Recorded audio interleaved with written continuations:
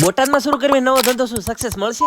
વાડીએ કામ કરવા ફી પડે પછી વિચાર આવે કે મારો બેટો નકરું વાડીએ કામ કરે નહીં ભેગું થાય. ગયું બધું નવા કઈક ધંધા સડી જાવ. થોડું ગાજ જેવું લાગે પણ એના જેટલું મોટિવેશન બીજું કોઈ નું આપી. તો હું મોટિવેશન નો કોથળો ભરીને ઉપડી ગયા બોટાદ દુકાન ગોત. આખું બોટાદ રખડે પછી એક દુકાન મળે ને હવે કામ શરૂ કરી દે. લોકો રંગ બદલાઈ પેલા દુકાનનો રંગ બદલાવાનો લઈ આયા ડબલા. બીજા પાછા રાણે લઈને ઉપડી ગયા બોટાદ. ભોગીને તાળા ખોલીને કે નાખવી સટારું છું. કામ શરૂ થઈ ગયું, હથોડીની જરૂર પડી, તાત્કાલિક ધોરણે લેવા આવું. હાથે માઠામાં આવે પેલા દુકાન શરૂ કરવાની કરવા માંડ્યા ધોળા. પાછા દુકાન બાજુ જતા લઈ લીધો છે. કારીગરોને પીવરાવો પડે કામ સારું કરે. મસ્યા કલર થી બદલાવાનો સટરનો રંગ. દુકાન આખી બ્લેક એન્ડ વ્હાઈટ, એકદમ મારી જિંદગીની જેમ.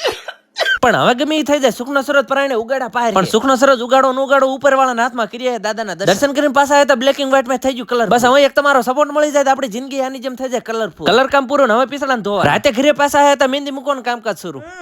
અરે વાતમાં કેવાનું રહી ગયું, આપણે બોટાદ કરવી લુગડાની દુકાન. દિવસે બધો સામાન ભેગો કરવા અને રાતોરાત કામ ઉપાડવાનું, કારણ કે સાથે માઠામાં લઈ આવે. ફોન કરીને બોટાદ વાળાને કહી દઉં લુગડાની દુકાન બનાવી તૈયારી. વધુ માહિતી અને લુગડાની દુકાનની અપડેટ માટે ફોલો કરતા જજો.